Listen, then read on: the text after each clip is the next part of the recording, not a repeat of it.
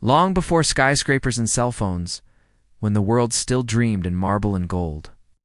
There lived a woman named Theodora, a name whispered through the halls of the Byzantine Empire.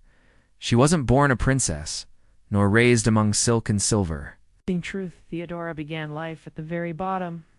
Her father was a bear trainer in the Hippodrome of Constantinople, the grand arena where men cheered and lions roared. They say, it's not where you start, it's where you finish, and Theodora's life would prove that 1,000 times over. When she was still a young girl, tragedy struck. Her father died, and her family fell into poverty. Some might have said her fate was sealed. But Theodora had something stronger than gold. She had grit.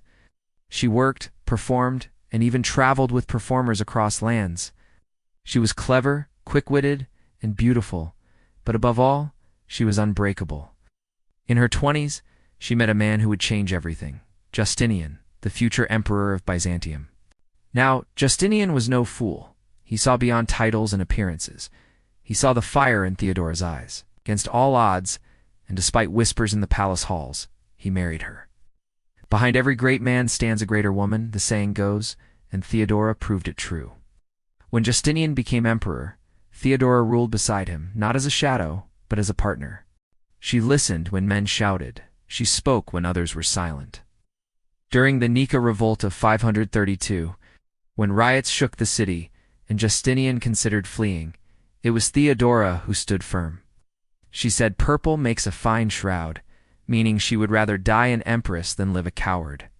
That moment turned the tide of history. Her courage steadied Justinian, and together they reclaimed the throne. Theodora wasn't just brave, she was wise. She passed laws protecting women from exploitation, gave new rights to wives, and helped the poor.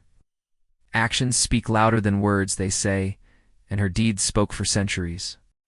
Theodora's reign wasn't all golden light. The plague came, storms rose, and enemies tested her will.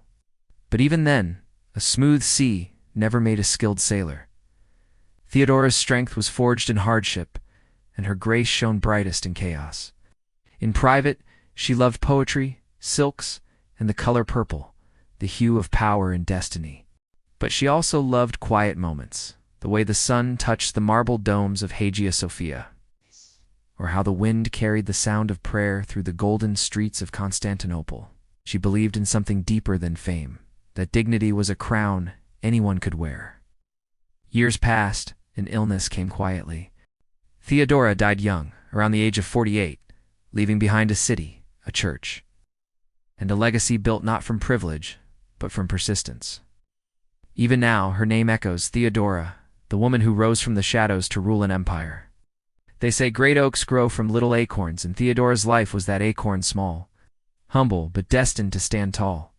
In the end, history didn't just remember her beauty or power, it remembered her will.